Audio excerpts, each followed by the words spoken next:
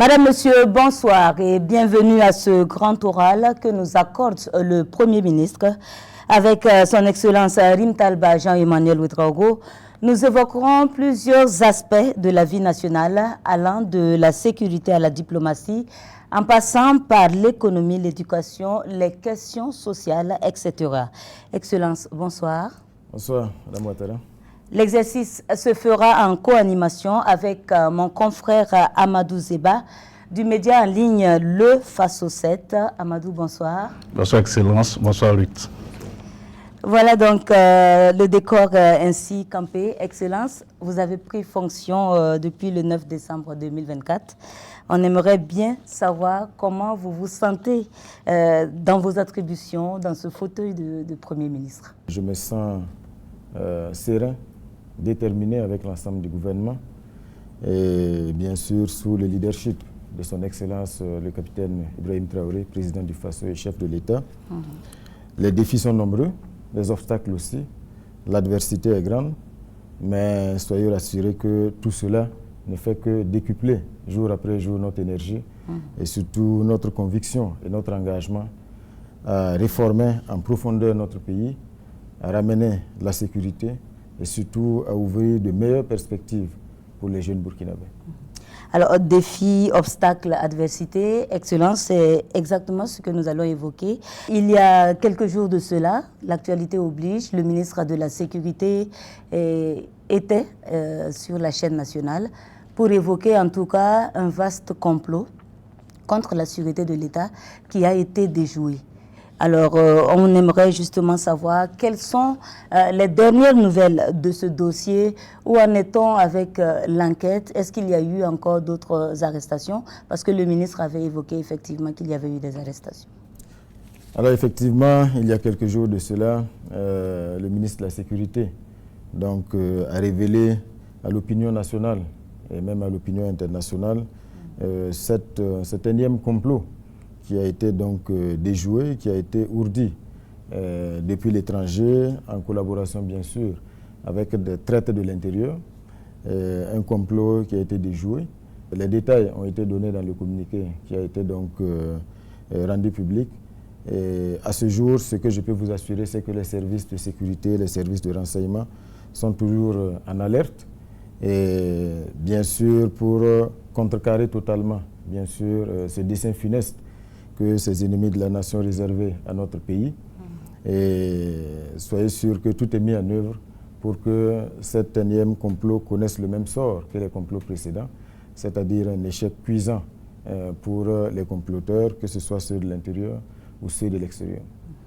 Excellence, au regard de l'ampleur des implications dans cette énième tentative de déstabilisation, implication en lien surtout avec quelques éléments de nos forces de défense et de sécurité.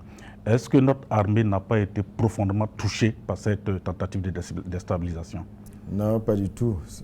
Rassurez-vous, les vrais combattants aujourd'hui sont au front, déterminés, ils remportent des victoires et bien sûr quelques égarés qui sont très facilement donc corruptibles et qui ne sont en réalité que des outils, voilà, qui sont manipulés, instrumentalisés et qui malheureusement cèdent. Mais il n'y a aucune inquiétude à se faire. L'armée, nous avons une armée déterminée, une armée professionnelle et surtout aujourd'hui une armée qui mène avec honneur le combat pour la reconquête du territoire burkinabé, pour la reconquête de la dignité du peuple burkinabé et surtout le combat pour l'indépendance réelle de notre pays, et cela en bonne intelligence avec les armées sœurs de l'AES, de la Confédération des États du Sahel, notamment donc du Mali et du Niger, avec lesquelles elles sont, je veux dire, donc l'armée en étroite collaboration. Et soyez convaincus d'une chose, tous les jours, la conviction que nous allons gagner cette guerre grandit et nous allons tout mettre en œuvre pour y parvenir. Alors, Excellence, relativement à cette actualité, on a entendu le ministre de la Sécurité qui a effectivement, et une fois de plus, pointé du doigt la Côte d'Ivoire. Alors, on aimerait savoir aujourd'hui, que reproche-t-on exactement aux autorités ivoiriennes? Est-ce le fait d'offrir le gîte et le couvert à des personnes qui agissent contre la sûreté de l'État burkinabé, ou alors on reproche d'autres choses aux autorités ivoiriennes? Tous les cerveaux de ce complot, comme ceux des complots précédents, ils sont aujourd'hui en Côte d'Ivoire, qui leur offre bien sûr le gîte et le couvert. Et c'est depuis donc ce pays que toutes ces tentatives-là sont ourdies, orchestrées, et surtout que certains d'entre eux aujourd'hui, pour certains d'entre eux, les masques sont tombés parce qu'ils sont en étroite collaboration avec les terroristes qui endeuillent notre pays. Ils en sont les porte-voix. Ils amplifient aujourd'hui les attaques terroristes. Et tous les jours, ils travaillent donc à démoraliser nos forces combattantes. Et ce sont des gens aujourd'hui qui ont renié leur patrie, qui ont renié la terre dans laquelle est enterré leur cordon ombilical. C'est extrêmement grave, mais ça montre aussi à quel point ces individus-là sont sans dignité. Donc, ils sont tous en Côte d'Ivoire. Nous le disons, les faits sont têtus. C'est regrettable. Le chef de l'État l'a dit, entre les peuples burkinabés et ivoiriens, il n'y a aucun problème. Ce sont des peuples qui ont toujours vécu en bonne intelligence, en toute fraternité. Et aujourd'hui, il est pratiquement impossible de séparer ces deux peuples-là, qui sont fortement imbriqués par l'histoire, par la géographie. Et c'est difficile aujourd'hui dans certaines zones de voir une famille qui n'a pas un frère en Côte d'Ivoire.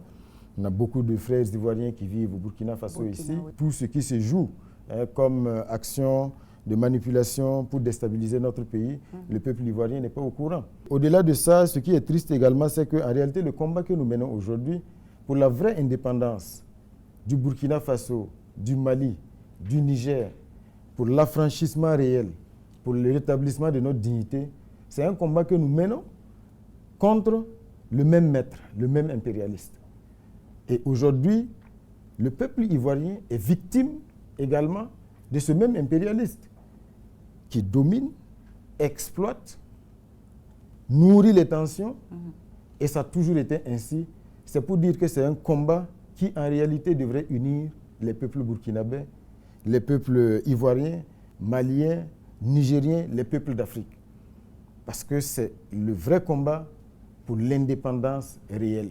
Et donc, c'est dommage de constater aujourd'hui que ce peuple ivoirien-là est pris en otage. Parce que c'est un peuple, je suis convaincu, qui ne souscrit pas du tout à ce qui est ourdi donc, depuis ce pays, contre un peuple frère, contre un pays frère, qui nous demande aujourd'hui d'avoir la liberté de pouvoir donc travailler pour l'épanouissement du peuple burkinabé et surtout de pouvoir donc s'affranchir de tous les liens qui sont là depuis longtemps. Et le moment est venu donc de casser, de briser toutes les chaînes. Et je pense que le capitaine Thomas Sankara le disait, l'esclave qui n'est pas capable d'assumer sa révolte ne mérite pas que l'on s'apitoie sur son sort. Aujourd'hui, le peuple burkinabé assume sa révolte et tous les liens, toutes les chaînes seront brisées. Excellence, il y a l'un des nôtres, Alain Traoré dit Alino Faso, qui, selon les communiqués officiels, est dans les geôles ivoiriens. Alors aujourd'hui, que savez-vous de cette affaire? Avez-vous des informations supplémentaires? Pour tout vous dire, on a été surpris. C'est vrai que Alino Faso, Alain Traoré, est d'origine burkinabé, mais je peux dire que c'est peut-être l'un des jeunes aussi qui symbolisait le trait d'union entre les peuples burkinabés et ivoiriens. Parce que de ce que nous savons, son épouse est ivoirienne.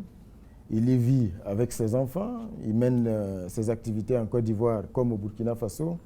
Et il a toujours été celui qui prêchait vraiment cette entente, cette fusion entre les peuples burkinabés et ivoiriens. Et cela se voyait parce qu'il est dans le showbiz. Il faisait donc, il organisait des concerts, il faisait venir des artistes ivoiriens au Burkina, il faisait partie des artistes burkinabés en Côte d'Ivoire. Donc on a été surpris. Mais on est convaincu que tout cela ne peut être logé que surtout dans cette volonté aujourd'hui de diaboliser. Parce que ce que, semble-t-il, on lui reproche, c'est d'être impliqué dans des actions de subversion. Voilà. Tout ce qu'on savait de lui, c'est que c'est quelqu'un qui fait la promotion de ses activités, mais c'est quelqu'un aussi qui soutenait aujourd'hui les forces combattantes, parce qu'il ne manquait pas de faire des publications sur sa page pour galvaniser les forces combattantes, Mais il ne manquait pas aussi de faire des publications pour donner son opinion en disant sur tel aspect ou tel aspect, voilà ce qu'il suggère. Mais c'est un homme qui a toujours été connu comme quelqu'un qui prêche la paix. De ce qu'on avait entendu, promesse avait été faite qu'on allait être édifié. Jusqu'aujourd'hui, on attend d'être édifié. Dans tous les cas, nous lui souhaitons beaucoup de courage et nous exprimons toute notre solidarité avec son épouse et ses enfants. Et avec lui-même, on attend d'être édifié par la suite. Mais je suis convaincu que c'est un écran de fumée. Excellence, dès sa prise de pouvoir, le chef de l'État, son Excellence le capitaine Ibrahim Traoré, déclarait que le territoire burkinabé était presque complètement perdu. Moins de 2 ans et demi après, devant l'Assemblée nationale, vous déclariez que ce territoire a été reconquis à plus de 71%. Sur quoi repose cette reconquête? Les acquis que nous avons sont à mettre à l'actif de l'ensemble du peuple burkinabé, sous le leadership du capitaine Ibrahim Traoré, qui a su véritablement susciter ce sursaut patriotique des Burkinabés.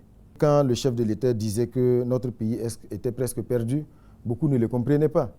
Mais aujourd'hui, beaucoup mesurent la portée de cette phrase. N'oubliez pas que quand le capitaine Ibrahim Traoré est arrivé au pouvoir, la nationale numéro 1 était coupée, pratiquement. N'oubliez pas que les terroristes, parce que certaines chancelleries, notamment l'ambassade de France, déconseillaient déjà des villes comme Koudougou, à 100 km de Ouagadougou. Les terroristes dans le centre-est étaient pratiquement à Koupéla, une commune voisine, Andemtenga et autres, qui étaient déjà infestées. Le centre-sud, c'était la même chose. Donc, véritablement, c'est un pays qui était perdu. Certains se plaisaient à l'époque. Des gens qui sont aujourd'hui, dont les masques sont tombés, on voit véritablement que ce sont les premiers partenaires, soutiens des terroristes, qui ont occupé des hautes fonctions dans des institutions de ce pays, avaient prédit que les terroristes allaient prendre leur café, je ne sais plus moi, à Kongoussi, et puis déjeuner à Ouagadougou. Ils n'avaient pas tout à fait tort quand ils le disaient. Parce qu'aujourd'hui, quand on voit le combat qui est engagé, les moyens humains, matériels engagés, c'est là qu'on commence à comprendre, comme le chef de l'État l'a dit, qu'on n'est pas juste dans un combat contre des terroristes, à savoir donc des petits illuminés qui courent dans la brousse. On est dans un combat pour la liberté du Burkina Faso. Parce que le terrorisme tel que nous le voyons aujourd'hui, c'est une autre forme d'expression de l'impérialisme, une expression violente. Parce qu'aujourd'hui, ce qui est recherché, c'est l'affaiblissement de notre pays. C'est la division de notre pays, la partition de notre pays. Et l'objectif, c'est quoi? C'est pouvoir nous maintenir durablement dans la domination, pour nous exploiter et faire de nous toujours des esclaves, des consommateurs qui ne sont pas capables d'assumer véritablement eux-mêmes de façon autonome leurs choix stratégiques. Aujourd'hui, les masques, je dis, sont tombés. Parce que quand vous regardez aujourd'hui, ce sont des médias français aujourd'hui qui publient les vidéos des attaques terroristes. Et il vous souviendra que ces terroristes qui nous attaquent, que ce soit les UGS, le JNIM, le GSIM, ils sont classés aussi terroristes par la France, du moins officiellement. Et jusqu'à une date récente, je pense que la présence des militaires français ici, c'était pour les combattre. Mais aujourd'hui, comme je dis, les masques commencent à tomber. Et nous commençons clairement à voir aujourd'hui, comme je l'ai dit, que le peuple burkinabé est engagé dans un combat pour sa liberté, aux côtés des peuples maliens, nigériens, dans le cadre de la Confédération, qui est donc un cadre confédéral issu donc de cette vision stratégique historique des 3 leaders de nos États.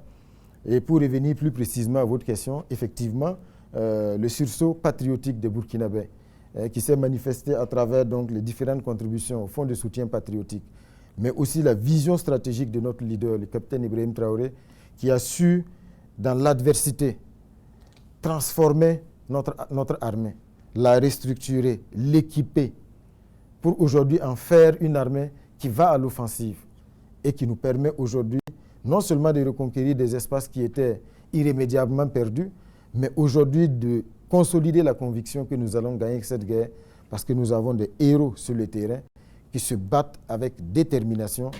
Ce sont des terres que nous avons héritées de nos ancêtres.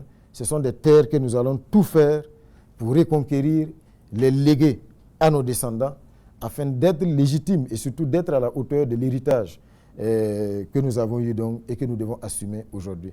Dans cet effort de reconquête, comment appréciez-vous l'engagement des forces civiles aux côtés des forces militaires, parlant des volontaires? Comme vous l'avez indiqué, dans la stratégie donc, déployée aujourd'hui et surtout dans l'approche qui a été donc, mise en œuvre par le capitaine Ibrahim Traoré, la mobilisation des VDP, les volontaires pour la défense de la patrie, qui sont donc des civils patriotes, qui aujourd'hui également sont engagés aux côtés des forces combattantes, notamment donc les forces de défense et les forces de sécurité intérieure, parce que tout simplement, ce sont des civils qui sont révoltés, mais des civils qui savent également que le salut du Burkina ne peut venir d'ailleurs. Ce sont les fils du Burkina qui doivent se mettre debout, assumer les sacrifices et surtout faire en sorte que nous puissions être à la hauteur de ces phrases que nous aimons entonner dans notre hymne national, parce que par le sang, par la sueur, les fils du Burkina Faso se sont mis debout pour reconquérir leur territoire, rétablir leur dignité et affranchir leur pays. Donc c'est saluer vraiment cet engagement donc, des volontaires pour la défense de la patrie et surtout reconnaître que c'est un engagement aujourd'hui qui est extrêmement précieux dans le combat qui est mené aujourd'hui. Comme je le disais, la plus grande reconnaissance, c'est la reconnaissance du peuple et la reconnaissance de l'histoire. L'AES, dans sa dynamique de lutte contre le terrorisme dans son espace, envisage de mettre en place une armée unifiée. Que peut-on attendre concrètement de cette stratégie? Par ailleurs, est-ce qu'on a la garantie que cette armée unifiée à venir ne va pas connaître le même sort que le G5 Sahel? L'AES est née d'abord d'une volonté de défense commune, avant d'être élargie donc aux questions de diplomatie et de développement. Tout simplement parce que nos trois leaders, le capitaine Ibrahim Traoré, le général d'armée Assimi Goïta, le général d'armée Abdraman Tiani, les trois leaders à la tête des trois États se sont rendus compte et ont compris que la solution à la crise sécuritaire au Burkina Faso se trouve au Mali. La solution à la crise sécuritaire au Mali se trouve au Burkina Faso. La solution à la crise sécuritaire au Burkina Faso se trouve au Niger, alors que jusqu'à présent, alors chacun menait son combat de son côté. Et donc c'est ce qui a donc prévalu aujourd'hui et tout de suite après la création donc de l'Alliance des États du Sahel, à ce que ce soit d'abord vraiment une coopération étroite entre les trois armées pour faire en sorte qu'aucun pays ne puisse être une terre de repli pour l'ennemi. Parce que c'est le même ennemi qui écume la zone des trois frontières, qui endeuille le Niger, qui endeuille le Mali, qui endeuille le Burkina Faso. D'où l'intérêt donc de cette force unifiée aujourd'hui, le processus avance très bien pour être une force opérationnelle. Vous savez, le G5 Sahel, très vite, si nos États ont quitté ce machin, c'est parce qu'on s'est très vite rendu compte que c'était un autre instrument de notre asservissement, de l'impérialisme. Parce que quand vous voyez à l'époque, en réalité, les 5 États qui composaient ce G5 Sahel ne décidaient pratiquement de rien. Les décisions venaient d'ailleurs et c'était un instrument qui avait été donc mis en place pour servir des desseins qui sont loin, en tout cas, de la nécessité du combat contre le terrorisme. C'est pour cela que cette institution a brillé donc par son inefficacité, a brillé par son absence sur le terrain. Je ne sais pas quel bilan vous pouvez aujourd'hui tirer de la lutte contre le terrorisme par le G5 Sahel. Je ne sais pas si un seul acquis a été obtenu sur le terrain. Bien au contraire, au lieu de mobiliser les forces endogènes, c'était une structure qui comptait sur des implications étrangères. Et quand c'est ainsi, celui qui vous donne l'argent, c'est lui qui décide de ce qui se fait. Et on a très vite compris cela et nos chefs d'État ont décidé en toute souveraineté de tourner le dos au G5 Sahel. Et aujourd'hui, cette force, la différence donc, du G5 Sahel, est née de la volonté de nos trois leaders qui aujourd'hui sont engagés par des moyens et des capacités endogènes à donner toute la force donc, et toutes les capacités à cette force unifiée-là afin de pouvoir donc, mener ce combat historique, gagner la guerre et faire en sorte que, de façon donc plus étroite, nous puissions nous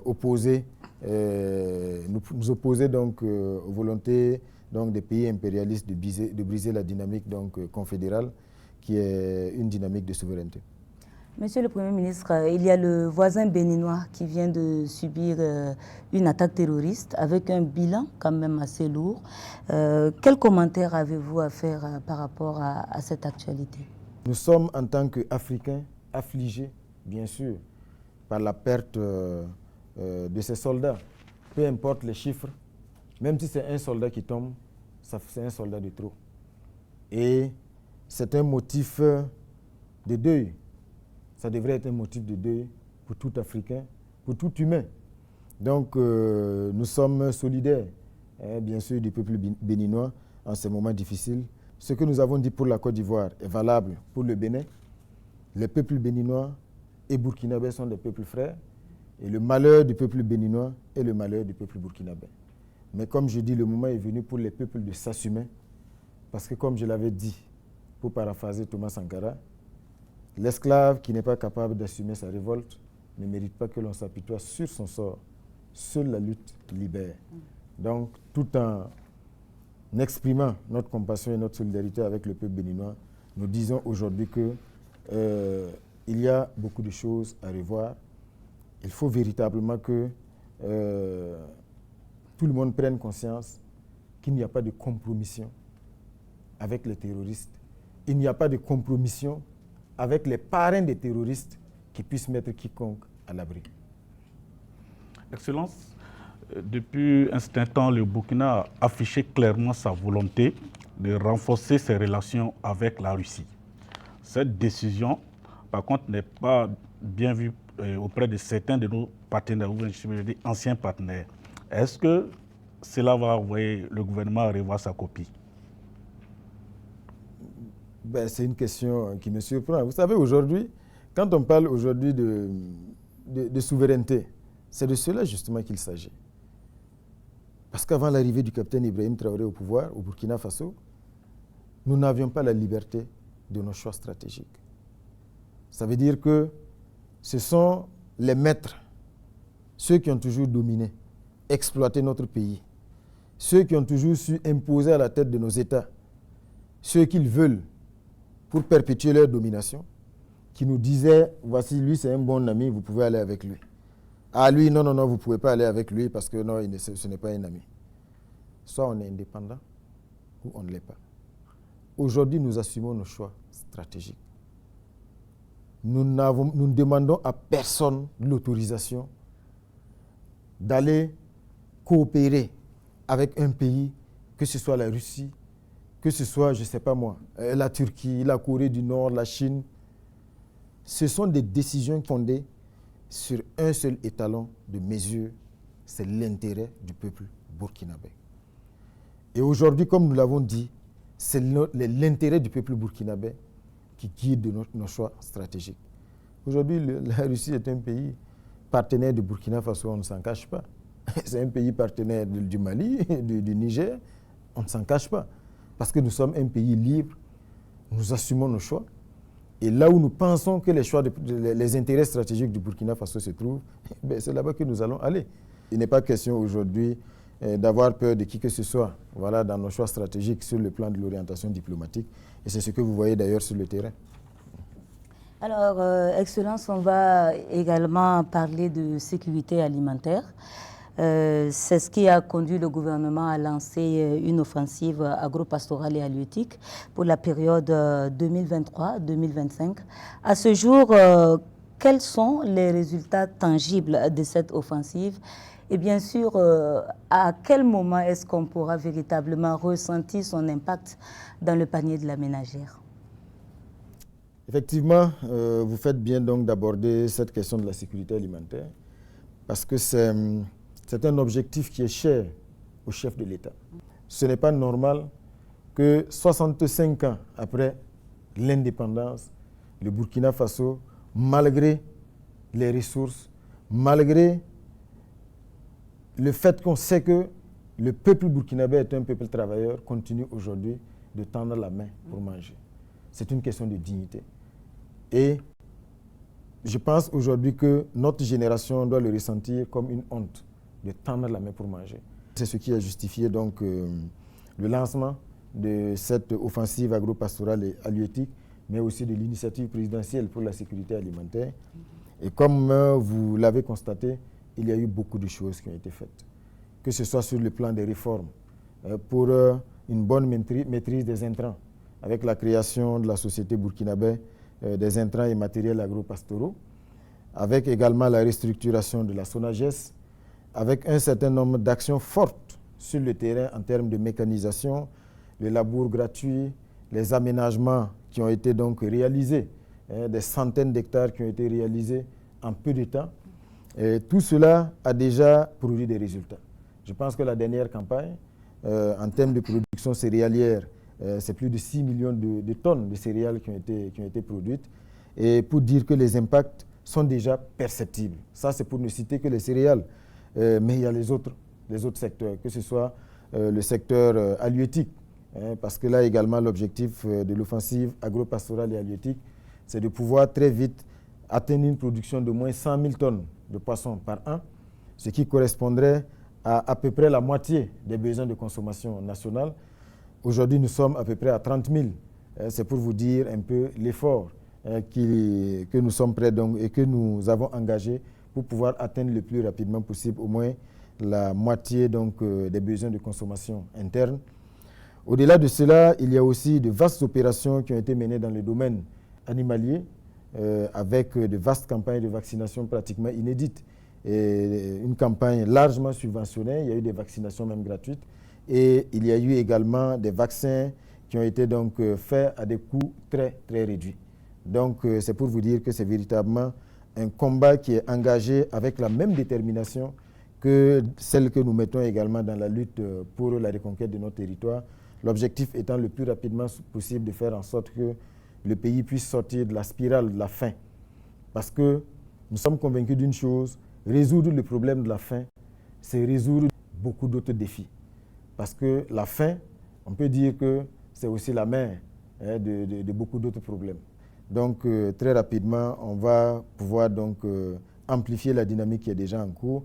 Je pense que vous voyez le ministre d'État, ministre en charge de l'Agriculture, qui court sur le terrain, avec l'ONBA qui a été ressuscité et surtout qui a été opérationnalisé dans le but de travailler à la maîtrise de l'eau. Parce qu'il est illusoire de penser qu'on peut régler la question de l'insécurité alimentaire sans résoudre la question de la maîtrise de l'eau. L'ONBA est sur le terrain, il y a déjà quelques chantiers qui ont été lancés. Eredougou, Bouloré dans le centre-ouest, Boulbi ici à côté de Ouagadougou, Diaradougou dans l'ouest, et il y a d'autres chantiers comme ça qui vont être lancés parce que l'ONBA a vocation le plus rapidement possible à faire en sorte que nous améliorons donc, la maîtrise de l'eau pour ne pas juste nous contenter de la saison des pluies, mais pouvoir donc avoir plusieurs cycles de production dans les régions, ce qui pourrait garantir donc une augmentation significative des quantités produites et qui vont aussi nourrir bien sûr les unités de transformation pour avoir de la plus-value, mais aussi que les Burkinabés puissent consommer. Ce qui est produit ici, c'est plus sain et surtout ça permet de mieux structurer les filières, de créer des emplois, de créer des richesses. Alors, Excellence, je vais juste rebondir sur cette question de l'ONBA parce qu'on a effectivement quelques infrastructures hydrauliques pour la rétention d'eau. Le gros problème qui se pose avec ces infrastructures, dans la majeure partie, ce sont les questions d'entretien. Beaucoup de digues cèdent, il y a des problèmes d'ensablement. Est-ce que vous pouvez ce soir donner la garantie que les infrastructures, les nouvelles qui seront créées, ne vont pas subir en tout cas le même sort? Non, il faut dire aujourd'hui qu'effectivement, quand vous faites la moyenne des retenues d'eau et des barrages, il faut reconnaître également que ce sont des infrastructures qui sont assez vieilles. Parce que tout simplement, elles ont été réalisées depuis des décennies. Et le manque de suivi et d'entretien entraîne bien sûr la fragilisation des infrastructures. Mais l'autre phénomène également, c'est qu'on a beaucoup de barrages aujourd'hui qui sont comblés. Ça veut dire qu'il y a beaucoup de sédiments qui se sont déposés dans les lits des barrages. Et la conséquence aujourd'hui, c'est que les capacités de ces barrages ont été fortement réduites. Donc l'ONBA a vocation à travailler sur tous ces aspects. Non seulement curer des retenues d'eau qui existent, mais également travailler à réhabiliter un certain nombre d'ouvrages hydrauliques qui existent, mais qui sont aujourd'hui fragilisés. Et bien sûr, tout sera mis en œuvre pour que la qualité soit optimale. Et je pense que ce n'est pas pour faire des barrages ou des retenues d'eau au rabais. Dans tous les cas, le discours sur le terrain, vous l'entendez, c'est zéro tolérance aux imperfections. C'est un travail qui doit être fait dans les règles de l'art, avec le plus grand sérieux. Parce qu'il s'agit aujourd'hui de sociétés qui ont été créées, l'ONBA. Vous avez vu le matériel qui a été donc remis à l'ONBA par le chef de l'État. C'est le fruit de la sueur du peuple burkinabé. Donc on ne peut pas jouer avec ces contributions, cette mobilisation du peuple burkinabé qui, par son effort, permet aujourd'hui de pouvoir donc opérationnaliser ces structures stratégiques-là. Donc ceux qui sont chargés de la mise en œuvre, c'est également un message à leur adresse, c'est les encourager, mais surtout que, bien sûr, ils le sachent, c'est vraiment la quête de la performance et de l'excellence au quotidien. Et on ne va pas transiger sur cette question. Excellence, dans le cadre de cette offensive, les Burkinabés aimeraient savoir, est-ce que tous ces projets qui sont actuellement enclenchés, les barrages ils sont nombreux, dont les travaux ont démarré, les Burkinabés aimeraient avoir l'assurance que non seulement ces travaux vont aller à terme, les délais seront respectés. Non seulement les délais seront respectés, mais les délais seront raccourcis. Je pense qu'en la matière, le mot d'ordre qui a été lancé, et surtout ce à quoi nous avons engagé tous les départements ministériels, sur instruction du chef de l'État, c'est la célérité. Il n'y a plus de place au Burkina Faso pour des chantiers qui travaillent le jour et qui dorment la nuit. Les chantiers doivent fonctionner H24. Parce qu'on ne peut pas se payer le luxe de perdre du temps sur des questions aussi urgentes. C'est pour cela que vous pouvez avoir la garantie qu'il y a un suivi qui est fait de très près de tous les chantiers qui sont lancés pour s'assurer véritablement que les choses aillent bien, que les choses aillent vite. Donc, à ce niveau, je pense que c'est des choses qui se constatent sur le terrain. Les différents départements ministériels, les différents ministres sont sur le terrain parce que la rigueur qui est donc attendue ne peut pas s'accommoder donc d'une gestion à partir des bureaux, à partir des ministères. Donc, les ministres sont sur le terrain pour suivre les chantiers et s'assurer véritablement que les choses se fassent dans les règles de l'art, vite et bien. Monsieur le Premier ministre, à la question des infrastructures, on va aussi adjoindre celle des mines et de l'énergie. Le gouvernement a proposé en tout cas une révision du code minier et le Burkina a pu ainsi se doter d'un nouveau code. Quels sont les objectifs recherchés au travers de cette décision? Ce nouveau code minier a vocation à révolutionner le secteur minier du Burkina Faso. Parce que c'est un nouveau code minier qui est bâti sur une seule vision, faire en sorte que l'activité minière au Burkina Faso crée du développement. Faire en sorte que les retombées de l'activité minière soient plus perceptibles et soient plus amplifiées au profit des citoyens burkinabés. C'est pour cela que beaucoup de décrets d'application du code minier ont déjà été adoptés. Et quand vous regardez, aujourd'hui, tout est mis en œuvre pour que toutes les exploitations minières du Burkina Faso profitent avant tout au peuple burkinabé. Donc, après l'adoption de ce code minier et de ces décrets d'application, le pays va tirer de plus grands avantages de cette exploitation minière et surtout avec également l'adoption du contenu local qui fait aujourd'hui, qui enjoint les entreprises, les sociétés minières à accorder donc la priorité à l'expertise nationale, aux fournisseurs nationaux. Ça devrait créer un écosystème beaucoup plus favorable au développement du Burkina Faso et on devrait voir davantage les retombées de l'exploitation minière du Burkina Faso afin que ce ne soit pas juste les conséquences que les populations subissent, mais que véritablement elles puissent sentir que les minéraux qui sont exploités profitent véritablement à leur pays. Excellence, on a constaté aussi que le gouvernement a pris la décision de reprendre en main certaines exploitations minières. Est-ce que vous pouvez revenir sur les motivations d'une telle décision? Ça participe de la même vision, parce qu'aujourd'hui, il y a la société de participation minière du Burkina qui a été créée, la Sopamib, et qui a déjà récupéré, racheté deux mines industrielles, notamment donc Bungu et Wagnon, et ça va se poursuivre. Parce qu'au-delà donc des mines industrielles, on a aussi le domaine du semi-mécanisé, dans lequel aujourd'hui on s'investit. L'objectif, c'est toujours vraiment d'optimiser les retombées de l'exploitation minière pour le Burkina Faso. Et je peux vous assurer qu'on n'a pas encore véritablement atteint le rythme de croisière de l'exploitation de ces mines que l'État a acquis au profit du peuple burkinabé.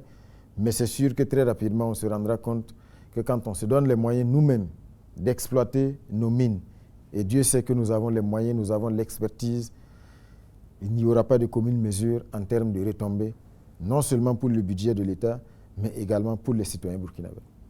Alors, vous parlez justement de retombées de l'exploitation minière pour les populations. Récemment, il y a le général américain qui déclarait devant le Sénat des États-Unis que les ressources minières du Burkina ne profitent pas aux populations. Que faites-vous comme commentaire par rapport à cette déclaration? C'est vrai qu'il y a déjà eu une réaction officielle à travers un communiqué du ministère des Affaires étrangères. Mais tout ce que nous pouvons dire, c'est que c'était avec une grande surprise. Et nous avons donc découvert cette déclaration qui ne s'appuie sur aucun rapport. Et on est d'autant plus surpris que cela vient d'un général qui a plutôt vocation à gérer des questions militaires, notamment donc l'US Africom, dont il est le patron. Donc, c'était vraiment une grande surprise. Et ce qu'il faut dire déjà, c'est que ça n'a aucune chance de prospérer, cette manipulation. Parce que tout simplement, quand vous prenez le Burkina Faso aujourd'hui, grâce à la vision du chef de l'État dans le domaine de la production aurifère, ce qui se passe, c'est du jamais vu. Pour prendre l'exemple de l'année qui s'est achevée, 2024, la Société nationale des substances précieuses, SONASPE, a collecté plus de 8 tonnes d'or en 2024. Le premier trimestre 2025, nous sommes à plus de 11 tonnes d'or déjà collectées. C'est une société d'État. Et aujourd'hui, la question qu'il faut se poser, parce que ces quantités d'or énormes qui sont collectées sont issues en grande partie de l'exploitation artisanale. Posez-vous la question, où est-ce que cet or partait? Et nous sommes convaincus que ces volumes d'or collectés au Burkina Faso les marges de progression sont encore importantes. Donc il faut se demander déjà, alors toute cette quantité d'or, par quel circuit elle quittait le Burkina Faso? Aujourd'hui, tout est mis en œuvre pour que l'or du Burkina Faso profite au Burkina Faso. Pour la première fois, on est engagé dans un processus de constitution d'une réserve d'or au Burkina Faso. Et c'est pendant donc que tout ce travail est fait et produit des résultats significatifs visibles par le peuple burkinabé qu'il y a eu donc cette déclaration mensongère de la part d'un général qui cache mal sa volonté de manipuler et de diaboliser. Il vous souviendra, et nos aînés nous le disent, sous la révolution de Thomas Sankara, je pense que Thomas Sankara était victime de la même manipulation à une certaine époque. On l'a accusé de tous les péchés d'Israël, accusé d'enrichissement illicite, et tout cela participait d'une volonté de le diaboliser, de manipuler les opinions, et pour créer les conditions favorables pour ce qui s'est passé. Donc, est-ce que ceci explique cela? Nous n'allons pas dire tout de go que c'est de cela qu'il s'agit, mais nous sommes convaincus d'une chose, cette déclaration du général américain, elle n'est pas anodine, mais aujourd'hui vous voyez toute la réaction, tout le tollé que cela a suscité. C'est une déclaration qui n'a aucun lien avec la réalité sur le terrain Et ce général ferait mieux de s'occuper des questions militaires parce qu'en termes de manipulation, il brille par sa médiocrité. Excellence, le président du Faso annonçait tout dernièrement que le Burkina Faso allait construire 3 000 à 5 000 routes par an. Comment est-ce que votre gouvernement compte réaliser cet exploit, ou du moins relever ce défi? Alors, ce qu'il faut dire à ce niveau également, c'est que c'est l'une des grandes priorités qui nous a été assignée par le chef de l'État, parce qu'aujourd'hui, il est illusoire de penser qu'on peut transformer structurellement le Burkina Faso, créer les bases d'un développement durable sans résoudre les questions d'infrastructure. Il est aussi illusoire de penser aujourd'hui qu'on peut régler cette question en restant dans les mêmes pratiques. Je l'avais expliqué face aux députés. 1 kilomètre de route en béton bitumineux est évalué entre 500 millions et 1 milliard.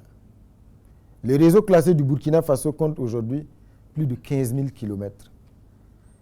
À peu près le tiers aujourd'hui est bitumé. Et même ce tiers bitumé, quand on regarde de près, une bonne partie est dans une situation de dégradation. Comment vous pouvez penser, si on ne change pas d'approche, comment on peut penser résoudre cette question?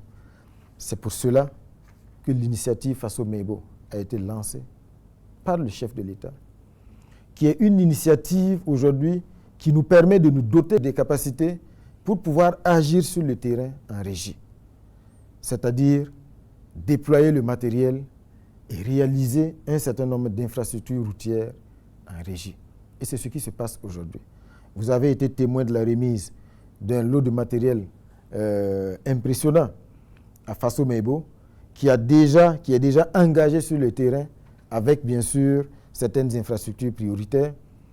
Et l'autre volet également qui rend urgent et stratégique la mise en œuvre donc, de Faso-Mebo et surtout la réalisation des infrastructures, c'est que les infrastructures doivent soutenir les opérations de reconquête du territoire. Aujourd'hui, nous avons des zones qui sont reconquises en cours de consolidation, mais la consolidation passe également par la réalisation de bonnes routes. Parce qu'aujourd'hui, nos soldats, nos vaillants combattants font face à un ennemi qui brille par sa lâcheté. Et chaque fois que des zones sont conquises, ce qui lui reste maintenant, c'est venir mettre des engins explosifs, enterrer des engins explosifs. C'est parce qu'effectivement, le réseau routier vétuste et qui dans certaines zones n'existe même pas, permettent effectivement de pouvoir donc le faire. Donc la réalisation de ces routes-là fait partie aujourd'hui de la dynamique de reconquête et de consolidation donc, des zones du Burkina Faso. Et c'est appelé à s'intensifier et certainement très rapidement, vous allez donc voir Faso-Mebo, vous allez voir concrètement donc, les premières réalisations de Faso-Mebo. Ça va s'amplifier parce que le matériel va encore être acquis pour constituer davantage de brigades et afin de pouvoir répondre donc, à cet impératif de réalisation d'infrastructures routières partout au Burkina Faso. Quelles sont les perspectives du gouvernement pour trouver des solutions aux problèmes liés au déficit énergétique? Cette année, en 2025 par rapport à 2024, les capacités endogènes de production électrique ont été significativement améliorées. Parce qu'il y a eu des centrales thermiques qui ont été récupérées. Il y a également un certain nombre de projets de court terme qui ont été opérationnalisés, qui permettent aujourd'hui de pouvoir améliorer nos capacités endogènes de production. Parce que toutes les crises que nous avons vécues ont fini de nous révéler et de nous conforter qu'il faut que nous puissions développer à l'intérieur des capacités qui nous permettent aujourd'hui de faire en sorte que l'énergie électrique puisse être disponible partout en quantité suffisante. Et donc la dynamique se poursuit. Il y a des projets en cours qui sont autant des projets dans le domaine du thermique que dans le domaine du solaire. Et donc tout cela devrait nous permettre d'améliorer, de continuer, d'améliorer et d'augmenter les capacités endogènes donc, de production de l'énergie électrique. Parce que sans l'énergie électrique, il est illusoire également de penser qu'on peut développer le secteur de la transformation. Parce qu'il faut produire, mais il faut également transformer pour créer de la plus-value, créer des emplois, créer de la richesse et faire en sorte que les Burkinabés soient fiers de consommer des produits au Burkina Faso, transformés au Burkina Faso et distribués au Burkina Faso. Ce sont des produits qui sont sains et puis qui permettent donc d'asseoir les bases véritablement d'un secteur industriel fort qui contribue significativement au développement.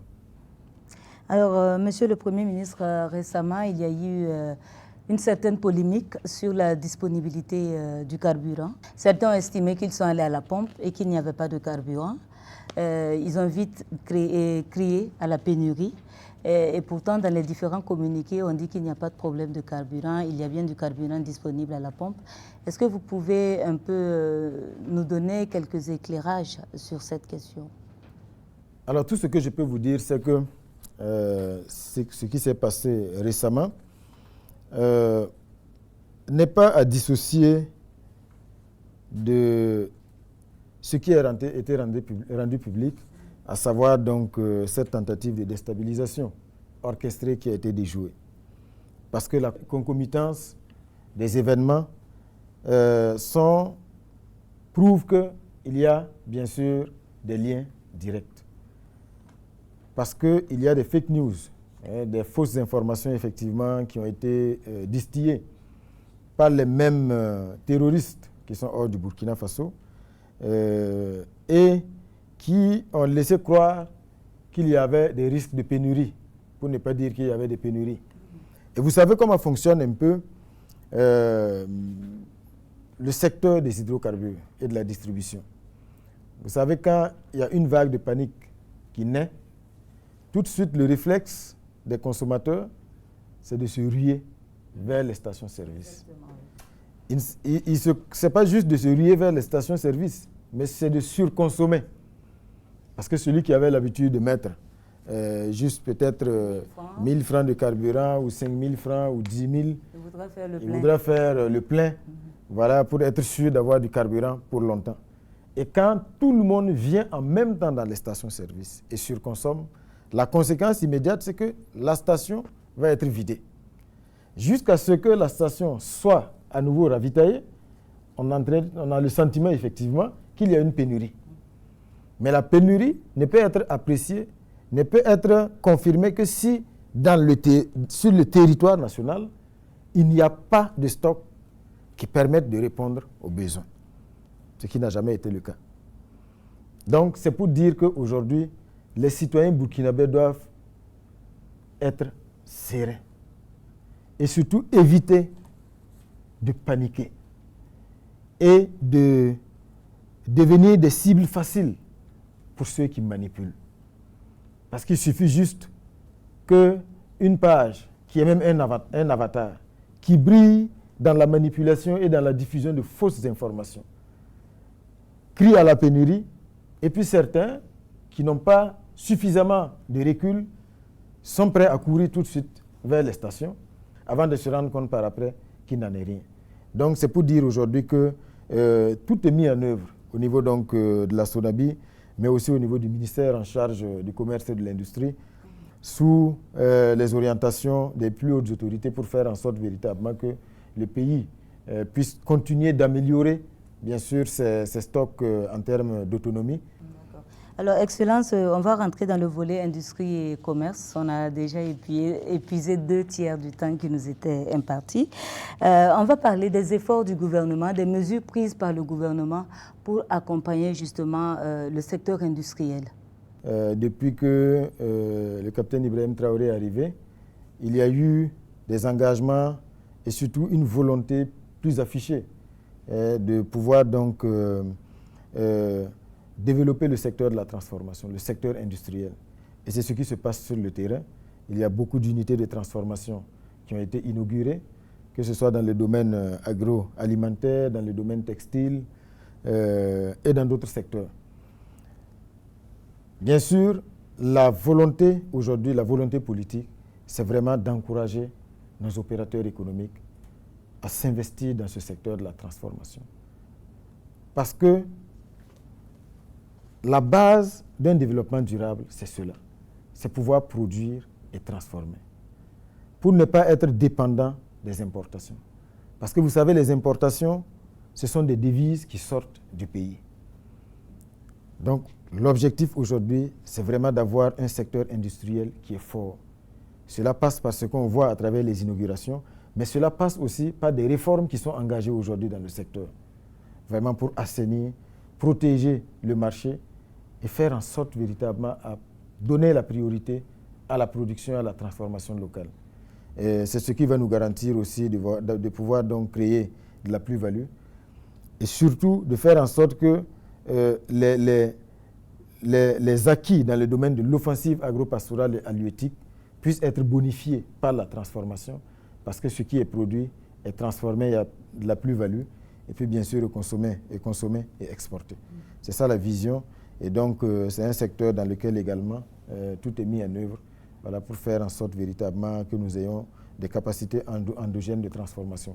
C'est d'autant plus stratégique que vous l'avez vécu pendant la crise du Covid-19. Le prix du pain, à un moment donné, le pain était devenu pratiquement un produit de luxe. Et je pense que cette crise a révélé surtout nos vulnérabilités. Donc il nous faut mettre l'accent sur la production et la transformation endogène et le secteur industriel est extrêmement important. Alors, Excellence, on va également parler de l'inflation et de la maîtrise des prix par le gouvernement. Jusque-là, on voit en tout cas certains efforts qui sont faits sur le terrain, mais certains commerçants refusent jusque-là de rentrer dans les rangs. Et les prix sont non seulement assez disparates, et on a souvent le sentiment qu'il n'y a pas une bonne maîtrise. Effectivement, vous savez, le phénomène de l'inflation, il n'est pas propre au Burkina Faso. C'est lié aujourd'hui à tous ces chocs qui sont issus des bouleversements géostratégiques qu'on voit dans le monde, qui perturbent aujourd'hui les circuits d'approvisionnement, mais souvent liés également à certaines contingences. Parce que quand vous avez l'habitude d'importer l'essentiel d'un produit donné à partir d'un pays donné, quand à l'intérieur de ce pays, il y a des difficultés internes liées donc à la production et à la transformation de ce produit, bien sûr, la priorité, c'est de satisfaire les besoins internes avant d'exporter. Donc, il est clair que vous allez en subir donc, les conséquences. Donc, c'est ce qui explique en partie cette inflation. Et ce qu'il faut également savoir, que les prix des produits sur les marchés obéissent à deux schémas. Il y a des produits dont les prix sont fixés par l'État, régulés. Quand vous prenez le sucre, par exemple, et un certain nombre de produits de première nécessité. Mais il y a des produits dont les marges sont régulées. C'est la marge bénéficiaire qui est régulée. Donc, ça veut dire que le prix d'achat du produit à l'origine va influencer forcément le prix de cession au client. Parce que c'est la marge qui est régulée, ce n'est pas le prix de cession qui est régulé. Donc, cela dit, sur le terrain, il y a aussi des opérations de contrôle.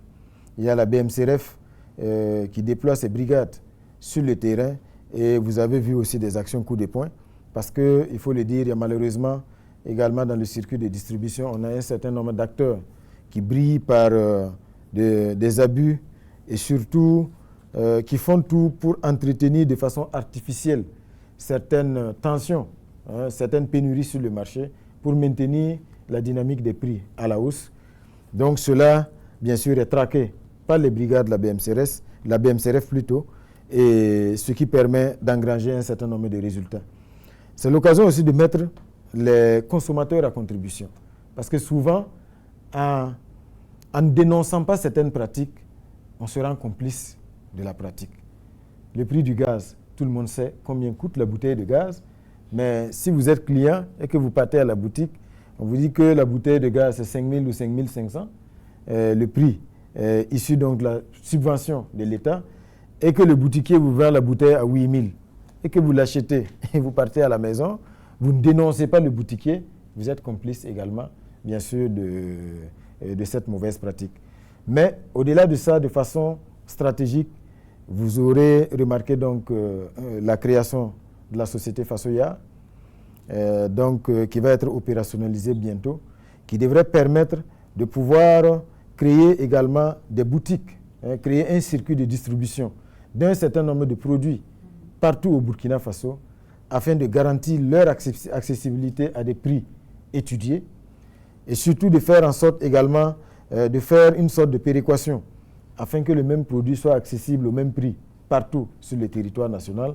Donc avec l'opérationnalisation de Fasoyar et surtout l'opérationnalisation aussi de la SONAGES en tant que centrale d'achat, je pense que très rapidement l'État devrait avoir les cartes en main pour mieux réguler les prix d'un certain nombre de produits et ne pas laisser les clients et les consommateurs à la merci donc, des inflations qui sont souvent imprévisibles et souvent même qui sont inexplicables.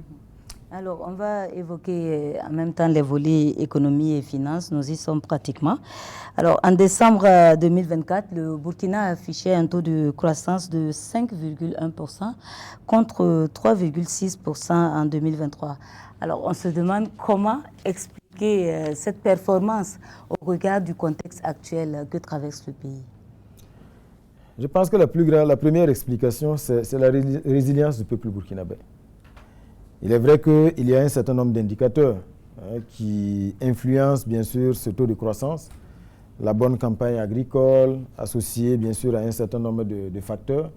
Mais le premier élément, c'est la résilience du peuple burkinabé. L'autre élément, c'est également bien sûr la vision et surtout ce sur quoi le chef de l'État nous a engagés, à savoir donc travailler à assainir la gestion, à assainir la gouvernance. Aujourd'hui, quand vous prenez le budget, en dépit des contingences et tout, le déficit a été baissé entre 2024 et 2025. Parce que le chef de l'État le dit toujours, il ne faut pas que l'on vive au-dessus de nos moyens. Il faut que chaque prêt que nous allons consentir puisse contribuer à la réalisation d'actions qui vont avoir des impacts significatifs, réels et visibles. Et je pense que c'est tout cela qui permet aujourd'hui d'assainir la gouvernance et surtout de faire en sorte qu'on mette des priorités. Le budget 2025, vous l'avez vu, c'est une première dans l'histoire du Burkina Faso, a été arbitré par le chef de l'État lui-même, qui s'est assuré que dans le budget, on a expurgé toutes les actions superflues, qui ont un caractère routinier, mais qui n'ont pas de résultats réellement visibles sur le terrain. Donc je pense que c'est tout cela qui nous permet aujourd'hui d'avoir une bonne dynamique de croissance. Mais comme nous l'avons indiqué, la croissance ne doit pas être juste une question de chiffres, c'est surtout l'impact réel dans la vie du citoyen burkinabé qui doit être l'étalon de mesure des progrès donc, que nous opérons. Excellence, quelle appréciation faites-vous du niveau de mobilisation des ressources internes? Oui, il faut saluer aujourd'hui le patriotisme du peuple burkinabé. Un patriotisme qui se voit à travers le fonds de soutien patriotique qui, pour 2024, a battu le record de 2023 parce qu'on a mobilisé près de 175 milliards de francs CFA grâce aux contributions volontaires des Burkinabés, mais aussi grâce aux taxes et aux prélèvements qui ont été institués. Donc ça, c'est déjà un marqueur de l'engagement et du sursaut patriotique du peuple burkinabé. Et donc, face aux différentes restrictions, parce qu'il faut le dire aujourd'hui, le Burkina, à cause de l'option de souveraineté que nous avons prise, mais aussi du fait que nous refusons aujourd'hui le dictat et que nous refusons qu'on nous dicte ce que nous devons faire, fait face à des restrictions. Donc, tous les projets de transformation structurelle de notre pays, pour que ces projets-là aboutissent, nous devons d'abord compter sur nos propres ressources, sur nos capacités endogènes. C'est pour cela qu'il faut saluer cette dynamique, saluer les performances des différentes régies des mobilisations qui, chaque année, améliorent donc ces performances-là et permettent de mobiliser davantage de ressources internes. C'est ce qui permet aujourd'hui de mettre en œuvre toutes les actions sur le terrain qui ont vocation à transformer structurellement le Burkina Faso. Alors, il y a aussi la question de la pression fiscale qui est jugée quand même assez importante sur les populations, si bien que les ménages ont le sentiment de vivre au rythme des impôts et taxes. Alors, qu'est-ce qui peut expliquer ce choix de politique fiscale? Non, ce n'est pas une question, ce n'est pas une question de choix. Vous savez, dans bien des cas, ce ne sont pas de nouvelles taxes qui ont été instituées. Dans bien de cas, en dehors bien sûr du fonds de soutien patriotique, il s'agit juste d'un assainissement et surtout de faire en sorte que tous les secteurs qui sont imposés payent. Et surtout que ce qui est payé aille véritablement dans les caisses de l'État. Parce qu'il y avait beaucoup de déperditions. Donc, c'est ce travail d'assainissement aujourd'hui peut-être qui peut donner ce sentiment. Mais dans tous les cas, comme nous l'avons indiqué tantôt, il faut que nous sachions aujourd'hui qu'il faut que nous comptions d'abord sur nous-mêmes, sur nos propres ressources. Parce que la main qui reçoit est toujours au-dessous de celle qui donne. Si nous voulons aujourd'hui nous affranchir du diktat de ces pays qui nous ont toujours considérés comme leurs esclaves, il faut que nous puissions travailler véritablement, à créer les richesses à l'intérieur, nous donner nous-mêmes les moyens de nos ambitions. Il y a également l'épineuse question de la dette intérieure. Quelle stratégie votre gouvernement va adopter pour apurer ce passif-là? Il y a de gros efforts qui sont déjà faits. Il y a de très gros efforts qui sont déjà faits et qui ont permis d'apurer une bonne partie de cette dette intérieure. Mais la dette intérieure, il faut le savoir, elle est dynamique. Parce que tous les jours, la dette évolue, la dette intérieure. Parce qu'il y a des nouveaux contrats, des nouveaux marchés, des nouveaux projets qui sont contractés. Et chaque fois qu'un nouveau projet est contracté, tout de suite, ça rentre dans la dette publique. Parce qu'une fois que les contrats sont signés, il faut payer. Et avant que ce soit payé, c'est versé, c'est comptabilisé comme une dette publique et dette intérieure. Donc c'est pour dire que c'est une dette intérieure qui fait l'objet de grands efforts. Une bonne partie est épongée, mais comme je dis, la dette intérieure, elle est dynamique. Et il ne faut pas penser qu'un jour viendra où on va dire la dette intérieure, c'est zéro, sauf si l'État arrête, bien sûr, de lancer des actions sur le terrain, de construire des hôpitaux, construire des routes, parce que bien souvent, bien sûr, ça passe par des marchés. Et une fois que des marchés sont passés, leur exécution, il y a aussi des processus financiers jusqu'à leur paiement. Et avant que ce soit payé, c'est considéré comme une dette intérieure. Donc la dette intérieure, on a vraiment un œil là-dessus au niveau du ministère de l'économie. Tout est mis en œuvre également pour apurer cette dette intérieure. Des grands efforts sont faits, mais comme je dis, la dette intérieure est dynamique. Et voilà, il n'y a pas lieu de s'inquiéter. On va aussi parler de lutte contre la corruption avec justement votre politique gouvernementale pour endiguer ce fléau. La corruption, c'est vraiment un fléau qu'il faut combattre avec la dernière énergie. Et vous êtes témoin aujourd'hui du mot d'ordre de zéro tolérance à la corruption, ce qui fait que tout est mis en œuvre au quotidien véritablement pour traquer ce phénomène-là, pour le réduire, parce que c'est une source importante de déperdition. Et malheureusement, ça vient affaiblir les capacités ou les résultats des actions de l'État sur le terrain. Mais la lutte contre la corruption, ce n'est pas juste, ne doit pas juste être le fait de l'administration et de l'État. Les citoyens doivent y contribuer. Et surtout, ne pas céder. La dernière fois, je pense à Zignaré, le chef de l'État, le disait, quand vous arrivez dans une administration et que les règles pour pouvoir accéder à un document donné sont établies et qu'on vous demande de donner quelque chose, si vous donnez, c'est que vous êtes complice. Vous êtes le corrupteur. Parce que pour qu'il y ait corruption, il y a le corrompu, mais il y a aussi le corrupteur. Donc, c'est amener tout le monde également dans ce même élan, dans le sursaut, aujourd'hui, dans la réaffirmation de la dignité du peuple burkinabé, du Burkindi, là, qu'on puisse aujourd'hui travailler véritablement à tordre le cou à ce phénomène de la corruption et faire en sorte vraiment d'assainir l'ensemble de la gouvernance à toutes les échelles. Sinon, c'est un combat qui est mené vraiment avec la plus grande détermination. On a justement eu un petit aperçu de l'ampleur que pourraient avoir justement ces actes de corruption, notamment dans l'administration avec le procès Tchéen. Et jusque-là, en tout cas, beaucoup ont espéré qu'il y ait une suite, parce qu'on a vu que le procès s'est refermé avec la mise en cause de certaines personnes et personnalités. Est-ce qu'il faut justement s'attendre à cela? Ben, je pense que si vous parlez de suite, c'est surtout les suites judiciaires. Bien sûr. Parce qu'à ce niveau, effectivement, bon, je pense que le juge l'avait dit. C'est sûr que peut-être l'instruction suit son cours, parce que ce procès-là a permis également de mettre en cause non seulement d'autres personnes, mais de révéler d'autres pratiques qui étaient là et qui sont tout autant passibles de poursuite que l'affaire Tchéen elle-même. Donc, c'est sûr qu'au niveau donc, de la justice, l'instruction suit son cours.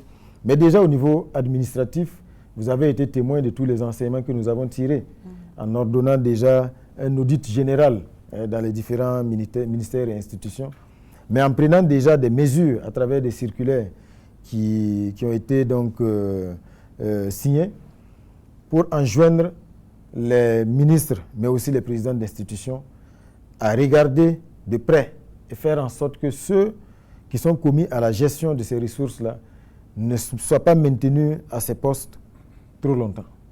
Le délai qu'on a donné aujourd'hui, c'est 3 ans, pour ne pas laisser les gens s'asseoir et surtout asseoir des pratiques qui sont malsaines, mais de façon durable dans les ministères. Je pense que l'affaire Tchéen, au-delà de tout, a un caractère pédagogique et a révélé aussi les failles de l'administration. Les failles de l'administration, et nous travaillons aujourd'hui à combler ces failles-là et faire en sorte à réduire, bien sûr, les marges de manœuvre de ceux qui sont chargés de gérer les deniers publics, parce que ce sont ces marges de manœuvre, quand elles sont importantes, qui ouvrent la porte à des pratiques comme celles que nous avons découvertes donc, dans le procès Tchéen. Toujours dans le cadre des actions de répression contre la corruption, faudrait-il s'attendre à une suite judiciaire en ce qui concerne le dossier du stade du 4 août? C'est un dossier qui a connu plusieurs rebondissements, plusieurs milliards ont été éjectés avant que on ait les résultats que le ministre nous a permis de voir il y a quelques jours. Est-ce qu'il y a une suite judiciaire qui pourrait découler de ce dossier-là? L'affaire est déjà en justice. L'affaire est déjà en justice. À ce stade, je ne peux pas vous dire, je ne suis pas dans le secret de Dieu et le secret de l'instruction, mais il est clair que le processus de réhabilitation du stade du 4 août pour son homologation a été manifestement entaché de pratiques et de malversations. Je pense que ça, c'est une évidence et nous espérons vraiment que l'enquête qui est ouverte et surtout le dossier qui est en cours au niveau de la justice permettra de situer toutes les responsabilités et surtout qu'on puisse châtier ceux qui se seront rendus coupables de malversation donc, dans ce processus-là, qu'ils puissent être châtiés à la hauteur donc, de leurs crimes. Dans tous les cas, pour le stade du 4 août, comme vous l'avez vu, il y a des décisions fortes qui ont été prises. Le chef de l'État donc, a autorisé, il y a un début d'année, que l'on puisse donc aller vite en impliquant une entreprise qui a vraiment l'expertise, qui a déjà homologué des stades dans d'autres pays, à des coûts nettement inférieurs que ce que la réhabilitation du stade du 4 août a déjà coûté. Et aujourd'hui, les résultats sont déjà palpables. Le délai court jusqu'en juin. Mais à ce stade, déjà, ce que nous voyons sur le terrain nous convainc que le stade devrait être disponible le plus rapidement possible afin que les fans du sport burkinabé, ceux, bien sûr, qui jusqu'à présent sont frustrés de toujours voir nos étalons, nos ambassadeurs du sport, être obligés d'aller donc jouer, les journalistes y compris, aller jouer loin de nos bases, qu'ils puissent venir au stade, soutenir leur équipe. Je pense que ça devrait se faire le plus rapidement possible. Et ça ne va pas s'arrêter là, parce qu'en termes d'infrastructures sportives, il y a beaucoup d'autres projets qui sont en cours, que ce soit à Bobo-Dioulasso, que ce soit à Ouagadougou, pour réaliser des stades également modernes et surtout qu'on puisse s'assurer vraiment que nos sportifs bénéficient de bonnes infrastructures, c'est également un facteur pour l'amélioration de leur performance, nous y travaillons. Sinon, le dossier est en justice. Nous espérons vraiment que les responsabilités vont être situées et surtout que ceux qui auront été donc seront coupables de malversation seront châtiés. Alors, Excellence, on va également parler assez rapidement du volet santé avec la mise en œuvre de la question de l'assurance maladie universelle. On sait que le gouvernement, en tout cas, est sur le dossier depuis un certain nombre d'années. Vous entendez donner un coup d'accélérateur à ce projet. Comment est-ce que vous comptez gérer cette question? Il faut dire que, effectivement, dans le processus d'opérationnalisation de l'assurance maladie universelle, il y a de grands pas qui ont été franchis. Vous vous souviendrez qu'en 2024, la plupart des textes dont l'adoption freinait, dont la non-adoption plutôt freinait la mise en œuvre de cette assurance maladie universelle, ces textes-là ont été adoptés, ce qui a permis d'ouvrir la voie à son opérationnalisation. Nous sommes dans le processus toujours, qui est très, très avancé. Il y a eu un recensement qui a déjà été fait, avec des centaines de milliers d'agents qui ont déjà donc été enregistrés et le processus se poursuit. Dans tous les cas, je pense qu'il y a beaucoup de paramètres aujourd'hui qui sont pris en compte pour faire en sorte que véritablement cette assurance maladie universelle vienne améliorer l'accessibilité vraiment aux soins de santé à tous les citoyens burkinabés. Parce que malheureusement, le facteur financier est bien souvent malheureusement un frein aussi à l'accès aux soins de santé. Et nous pensons que cette assurance maladie universelle va permettre véritablement de révolutionner le secteur de la santé et améliorer significativement la santé des populations burkinabées. L'État est prêt à consentir bien sûr les efforts en termes aussi de contribution pour l'équilibre d'ensemble donc de la mise en œuvre de cette assurance maladie universelle là. On est sur le chemin. S'il y a des obstacles et des difficultés, des enseignements seront tirés. Mais dans tous les cas, tout sera mis en œuvre pour faire en sorte qu'on ait vraiment un dispositif opérationnel et un dispositif avantageux, voilà, pour les citoyens burkinabés. On constate également le déploiement des cliniques mobiles auprès des populations. Est-ce que cette dynamique va se poursuivre? Absolument. Les enseignements qu'on peut tirer déjà de ces premières cliniques mobiles-là sont très satisfaisants. Parce que quand vous voyez l'engouement des populations de façon générale et plus particulièrement de nos sœurs et de nos mères, chaque fois que les cliniques mobiles leur offrent l'opportunité de pouvoir bénéficier d'une bonne consultation, avec bien sûr des offres qui autrement ne pourraient être accessibles que si elles se déplacent dans les grands centres de santé. Cela témoigne aujourd'hui véritablement de l'efficacité de ces cliniques mobiles. Et là, jusqu'à aujourd'hui, elles continuent d'être déployées pour se rapprocher davantage donc, des populations et offrir cette opportunité de pouvoir bénéficier donc, de soins de qualité, de diagnostics de haut niveau. À ce stade, déjà, le bilan est très satisfaisant. Il y a des milliers de femmes qui ont bénéficié de consultations et qui ont été prises en charge par après pour celles chez qui on a détecté peut-être certaines anomalies. Donc, ça devrait se poursuivre et faire en sorte véritablement qu'on puisse toujours travailler à rapprocher les offres de santé, les services de santé des populations. Alors, on va parler société des informations, mais vraiment assez sommairement parce qu'on est très pris par le temps. Alors, récemment, lors des deuxièmes journées des engagements patriotiques, le chef de l'État avait fait une invite à l'ordre et à la discipline. Et immédiatement après cette invite, on a assisté à la sortie de ce qu'on appelle le gilet jaune pour les travaux d'intérêt commun. Quel commentaire faites-vous justement par rapport à cela? Ce qu'il faut dire, c'est que les journées d'engagement patriotique et de participation citoyenne ont donné le ton par leur thème. L'ordre et la discipline. Aujourd'hui, il faut que tous les citoyens burkinabés, plus particulièrement la jeunesse, comprennent que rien ne peut se réaliser sans l'ordre et sans la discipline. Vous êtes témoins aujourd'hui de ce que nous voyons sur nos routes. Prenez une ville comme Ouagadougou, les usagers brillent par la défiance du code de la route. tout le monde brûle le feu, personne ne veut porter le casque. C'est vrai que la situation s'améliore progressivement, ce qui est à l'origine de beaucoup d'accidents. Donc ce qui est fait aujourd'hui participe de la volonté de discipliner les citoyens. Ces jeunes, quand vous voyez, qui sont arrêtés et qui sont mis à contribution pour des travaux d'intérêt général, beaucoup comprennent, parce que l'objectif, ce n'est pas juste d'être méchant, mais l'objectif, c'est que ce travail d'intérêt général ait un caractère pédagogique, pour que les uns et les autres comprennent que la récréation, comme on l'a dit, est terminée. On n'a pas continué à faire dans la sensibilisation, parce qu'il y a beaucoup, ce n'est pas parce qu'ils ne le savent pas. C'est juste devenu un sport favori. Chacun se plaît à défier le code de la route, à brûler les feux, à jeter les ordures en ville. Voilà. Donc, il faut qu'on travaille à discipliner. Ça passe par de la sensibilisation, mais ça passe également par de la rigueur.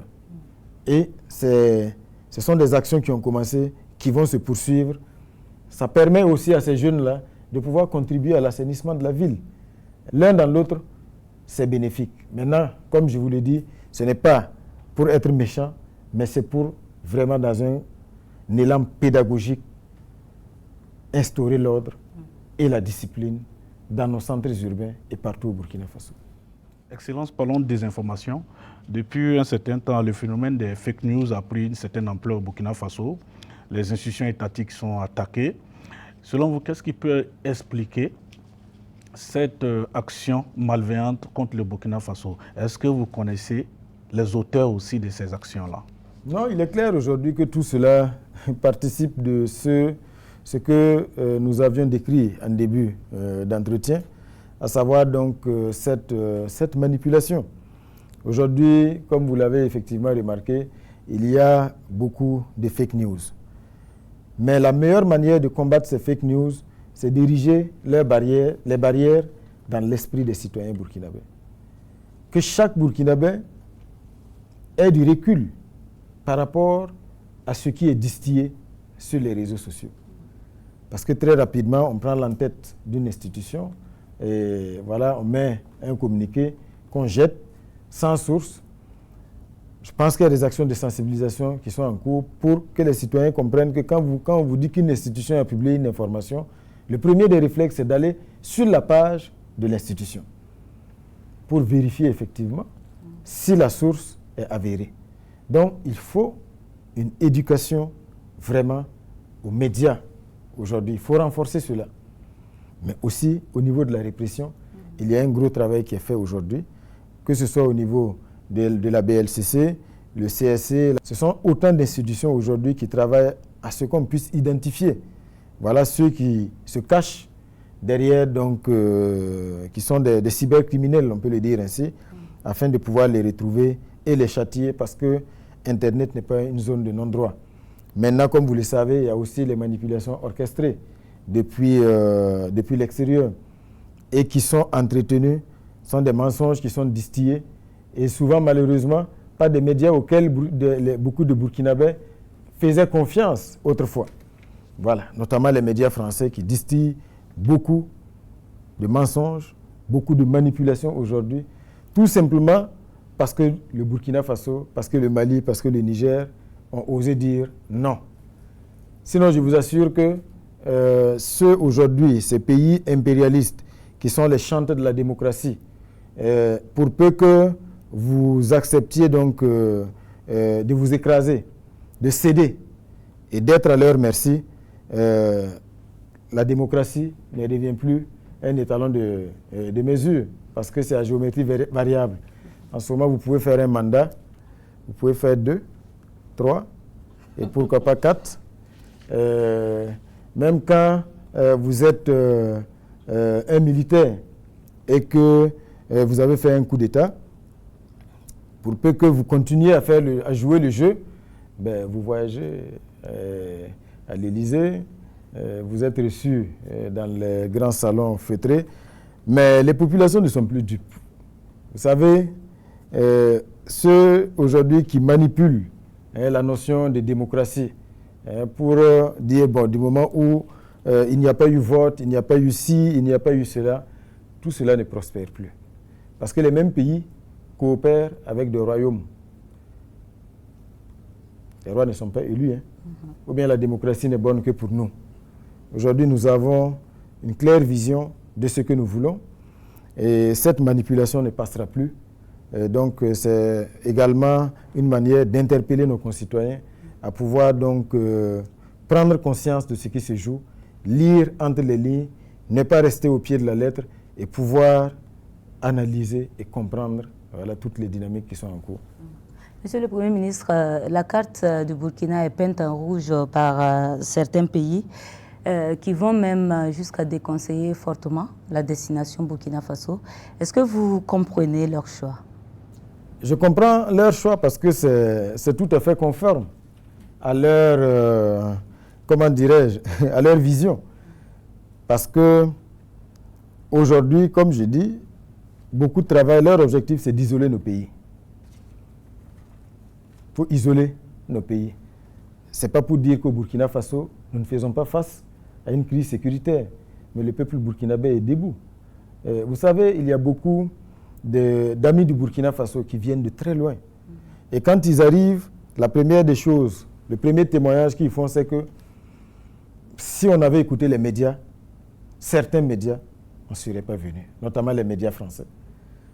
Parce qu'ils dépeignent le Burkina Faso sous les traits d'un pays à feu et à sang, d'un pays où il n'y a aucune quelconque liberté. Voilà, donc ce n'est que du mensonge, ce sont des médias mensonges, ce sont des médias diaboliques. Le dessein funeste est connu, c'est juste manipuler les opinions pour isoler nos pays. Mais malheureusement, c'est voué à l'échec.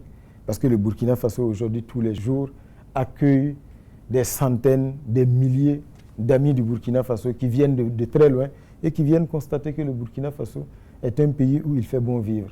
Je pense que les grands événements culturels qui continuent de s'organiser témoignent de cela.